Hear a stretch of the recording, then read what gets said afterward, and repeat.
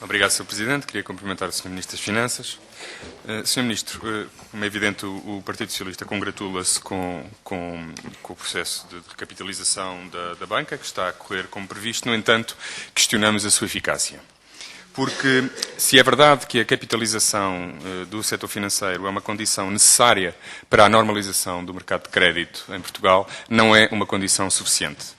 E as suas políticas, nomeadamente a sua política orçamental e a ausência de política económica deste Governo, têm minado a eficácia deste programa de recapitalização. Porque a recapitalização não é um fim em si mesmo, é um instrumento. E os bancos são úteis para a economia do país na medida em que forem capazes de apoiar essa economia, quer o ciclo operacional normal das empresas, quer o ciclo de investimento. E o que acontece neste momento, Sr. Ministro das Finanças, é que, sim, os bancos têm condições de financiamento mais baixas. Portanto, tem custos de financiamento mais baixos, por várias razões, políticas do BCE, aumento da confiança no setor, tudo isso. No entanto, o mecanismo de transmissão monetária não funciona porque, obviamente, custos mais baixos de financiamento para os bancos não se traduzem necessariamente e automaticamente em custos de financiamento mais baixos na indisponibilidade de crédito para as empresas. E, infelizmente, e para as famílias. E é isso que estamos a assistir.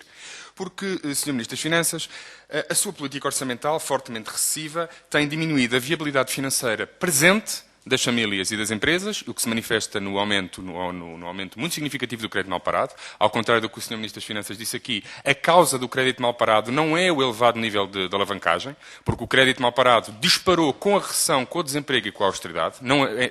Antes da recessão, os níveis de encobrimento portugueses eram muito baixos e, portanto, a causa determinante é a recessão, é o desemprego, é a queda do rendimento disponível, não é o nível de endividamento.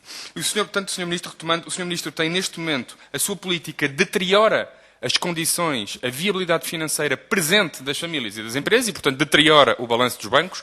O Sr. Ministro das Finanças é uma espécie de investidor masoquista. Investe no banco e depois também investe na destruição do balanço do banco em simultâneo, que é, obviamente, um investimento de resultados, no mínimo, duvidosos. Mas também o Sr. Ministro das Finanças compromete a viabilidade financeira futura das famílias e das empresas. Porque a deterioração sistemática das expectativas, causada em grande parte pelas suas políticas, obviamente não fará com que o setor financeiro dê crédito a quem quer que seja. Isto é, aliás, visível em vários indicadores. Na sexta avaliação, no relatório que eu tenho aqui da Comissão Europeia, vemos que o volume de crédito tem uma queda muito acentuada, mas mais importante que isso é o spread, ou seja, os juros cobrados às empresas e às famílias. Houve uma ligeira redução em Portugal e em toda a Europa, no entanto, o spread de Portugal face aos seus competidores aumentou, ou seja, apesar de estarmos a capitalizar o setor financeiro, de facto, isto não se está a traduzir numa melhoria das condições de financiamento para a economia portuguesa. Porquê? Porque nós podemos dar todo o dinheiro aos bancos, nós podemos reduzir o custo de financiamento dos bancos, mas se não normalizarmos a situação económica, nenhum banco, perante um cliente que é financeiramente inviável ou que tem expectativas muito negativas futuras do seu negócio, nenhum banco concederá crédito a essa empresa ou a essa família, ou então, se o fizer, terá necessariamente de o fazer a um juro muito elevado, juro esse que será incomportável para a empresa ou para a família portuguesa. Portanto, Sr. Ministro das Finanças, nós temos aqui um problema de eficácia. É verdade que estamos a recapitalizar a banca, é verdade que a banca está neste momento muito mais sólida do que teve no passado, no entanto, os ativos da banca, quer os presentes, quer a capacidade de criar novos ativos para o futuro, está severamente comprometida pela sua política económica.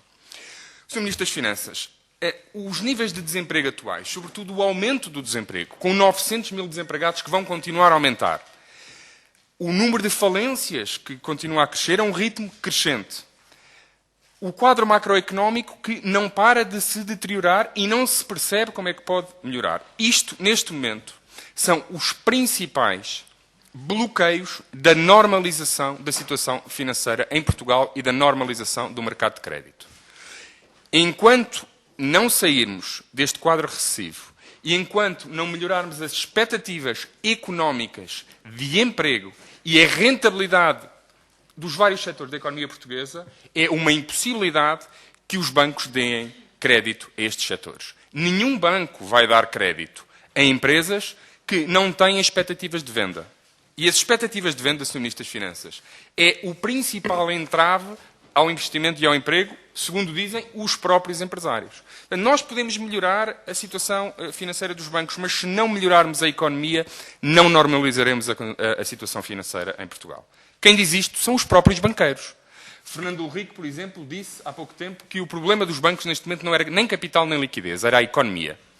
O Jorge Tomé, o Presidente do Conselho de Administração do BANIF, disse também que o quadro macroeconómico era um dos principais bloqueios à normalização da situação financeira. E depois tentou sossegar os deputados dizendo que o quadro macroeconómico era prudente e que, apesar de algumas dificuldades, antevia uma recuperação. Eu perguntei ao Dr. Jorge Tomé qual era o quadro macroeconómico. Ele falou-me que esperava uma retoma no segundo semestre de 2013 e eu entrei em pânico, Sr. Ministro das Finanças. Porque, eu espero que o Sr. Ministro das Finanças também não acredite em fadas da confiança, tendo em conta que todas as políticas neste momento em Portugal e na Europa deprimem todas as componentes do PIB, consumo privado, consumo público, investimento e as exportações, não se antevê que haja uma recuperação do quadro macroeconómico. E sem recuperação do quadro macroeconómico e da viabilidade financeira das empresas e das famílias, não poderá haver nenhuma normalização da situação de crédito. E, portanto, é neste momento o principal entrave à eficácia e ao sucesso da operação de recapitalização, ou seja, aquilo que justificou que o Estado utilizasse dinheiro dos contribuintes para recapitalizar a banca, a principal ameaça à eficácia de todo este processo é a sua política orçamental e a sua política económica. Portanto, Sr. Ministro das Finanças, por exemplo, o caso do BANIF. O caso do BANIF é radicalmente diferente do BPI e do BCP. Porquê? Porque a opção, os instrumentos financeiros utilizados para a recapitalização do BANIF tem uma componente muito significativa de ações preferenciais. Nessas ações, o interesse dos contribuintes estará salvaguardado quando o BANIF puder pagar. Enquanto que o BCP e o BPI pagam todos os anos um juro fixo, o BANIF não paga um juro fixo. Paga numa parte dos 1.100 milhões, mas nos 700 milhões não paga. Paga quando puder pagar.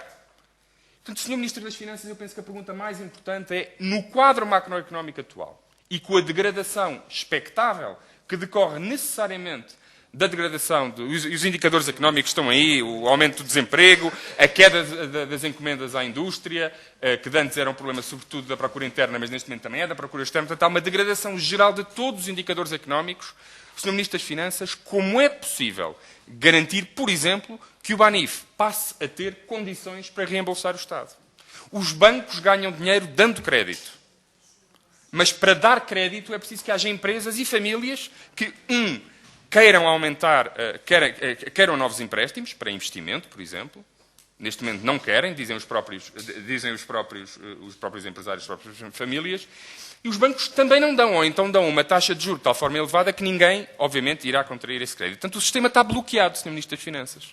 E o que parece, e eu espero que não seja este o objetivo do Governo, é que recapitalizar a banca, eu espero que não seja esse o objetivo do Governo, em que a recapitalização da banca seja um fim em si mesmo. Porque se for um fim em si mesmo, pode ter a certeza, Sr. Ministro das Finanças, que é como meter água num balde furado.